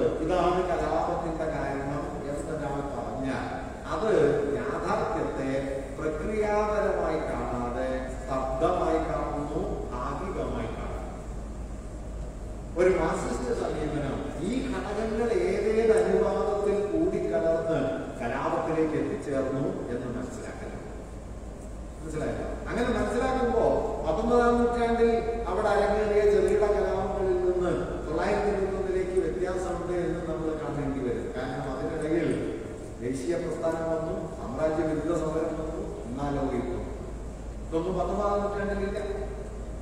അതുകൊണ്ട് ചലനാത്മകമായ ഒരു പ്രക്രിയ എന്ന നിലയിൽ യാഥാർത്ഥ്യത്തെ, ഏത് യാഥാർത്ഥ്യത്തെയും നോക്കിക്കാണാനും അതിനെ വിമർശനാത്മകമായി നിലവിൽ ഉള്ള ധാരണകളെ മറികടന്ന് മുൻപോട്ട് പോകാനും നാം ശ്രമിച്ചുകൊണ്ടിരിക്കുക എന്നതാണ് അറിവിനെ കുറിച്ചുള്ള ഒരു മാർക്സിസ്റ്റ് അണ്ടർസ്റ്റാൻഡിംഗ് എന്നുകൂടി പറഞ്ഞു. അപ്പൊ ഇങ്ങനെ നേരത്തെ പറഞ്ഞത്, നമ്മളൊക്കെ വിദ്യാർത്ഥികൾ എന്ന നിലയ്ക്ക് നാം വിവരമാർജിക്കുകയും ധാരണകൾ സമാഹരിക്കുകയും ചെയ്യുമ്പോൾ കേവല വസ്തുതകൾ ശേഖരിച്ചു വച്ച് അതെല്ലാം തലയിൽ ഓർത്തു വയ്ക്കുന്നതാണ് വിവരം, അറിവ് എന്ന് തെറ്റിദ്ധരിക്കരുത്. ഇപ്പൊ നമുക്കറിയാമല്ലോ, നമ്മൾ ഗൂഗിളിൽ സെർച്ച് ചെയ്താൽ കിട്ടാത്തതായ ഒരു വിവരവും ഇല്ല. അതുകൊണ്ട് വിവരം തലയിൽ സൂക്ഷിക്കേണ്ട കാര്യമൊന്നുമില്ല. നിങ്ങളുടെ കയ്യിൽ മൊബൈൽ ഫോൺ ഉണ്ടെങ്കിൽ, ഡാറ്റയും ഉണ്ടെങ്കിൽ ഏത് വിവരവും നിങ്ങൾക്ക് ഒരു മിനിറ്റ് കൊണ്ട് ശേഖരിക്കാവുന്നതേ ഉള്ളൂ. അപ്പൊ 10,000 വിവരം തലയിൽ ഓർമ്മയിൽ സൂക്ഷിക്കുന്നതിന് പഴയതുപോലെ ഒരു അർത്ഥമില്ല. ഇപ്പോ കാൽക്കുലേറ്റർ വന്നതിന് ശേഷം കുടിക്കാൻ ധരിക്കാനുള്ള പട്ടിക അതേപോലെ പഠിച്ചു വെക്കേണ്ട കാര്യമില്ല. കാരണം ഇത് ചെയ്തു തരുമല്ലോ. അപ്പൊ തീപ്പെട്ടി വന്നതിന് ശേഷം പിന്നെ അരളി കളഞ്ഞിട്ട് ഉണ്ടാക്കേണ്ട കാര്യമില്ല. കാരണം തീപ്പെട്ടി ഉണ്ടല്ലോ. മനുഷ്യൻ സാങ്കേതിക വിദ്യയിൽ മുമ്പോട്ട് പോകും. അപ്പൊ പല ആളുകൾക്കും ആ നിലയിൽ പ്രസക്തി ഇല്ലാണ്ടാവും. പ്രസക്തിയുള്ളത് എന്താണ്? കമ്പ്യൂട്ടറിന് വിവരം തരാൻ പറ്റും, കമ്പ്യൂട്ടറിന് പക്ഷേ വ്യാഖ്യാനം ഉണ്ടാക്കാൻ പറ്റും. കമ്പ്യൂട്ടറിന് വിവരം തരാൻ പറ്റും, കമ്പ്യൂട്ടറിന് ഈ വിവരത്തെ മറികടക്കുന്ന പുതിയ അറിവുകളിലേക്ക് ഈ അറിവിനെ കൊണ്ടുപോകാൻ പറ്റും. ആ പണി ചെയ്യുന്നത് ഏജൻസിയുള്ള മനുഷ്യനാണ്. ഈ ഏജൻസിയുള്ള മനുഷ്യരായി അറിവിനെ കൈയാളുക എന്നതാണ് നമ്മുടെ രാഷ്ട്രീയ ധാരണയുടെ ആധാരമാകേണ്ടത്. കേവല വിവരങ്ങളിലേക്ക് ചെന്ന് വീഴുന്ന പണി ആവർത്തിക്കരുത്. അങ്ങനെ ഒരു നിലയിൽ നമ്മുടെ വിജ്ഞാനത്തെ സാമൂഹ്യ ചരിത്ര ബന്ധങ്ങളായി, സാമൂഹ്യ രാഷ്ട്രീയ ബന്ധങ്ങളായി വികസിപ്പിക്കുന്ന ഒരു വലിയ പ്രവൃത്തി കൂടി നിങ്ങളുടെ സംഘടനാ പ്രവർത്തനത്തിന്റെ, രാഷ്ട്രീയ പ്രവർത്തനത്തിന്റെ ഭാഗമായി ഉണ്ടാകണം. അത് നമ്മുടെ തന്നെ രാഷ്ട്രീയ വിദ്യാഭ്യാസത്തിന്റെ അടിസ്ഥാനമായി കാണണം എന്നൊരാശയം നിങ്ങൾക്ക് മുമ്പാകെ അവതരിപ്പിച്ചുകൊണ്ട് ഞാൻ ഈ ക്ലാസ് അവസാനിപ്പിക്കുന്നു. ഞാൻ തുടക്കത്തിൽ പറഞ്ഞതുപോലെ ഈ വിഷയം വളരെ വിപുലമായി നമുക്ക് ചർച്ച ചെയ്യേണ്ടതാണ്. നമ്മുടെ സമയക്രമീകരണത്തിനുള്ളിൽ ഞാനൊരു പ്രാഥമിക രൂപരേഖ പറയുന്നുള്ളൂ. നിങ്ങൾക്കുള്ള നിങ്ങളുടെ ആലോചനകളിൽ ഇതേക്കുറിച്ച് കൂടുതൽ അന്വേഷിക്കുക. എല്ലാവർക്കും നമസ്കാരം, അഭിവാദനം.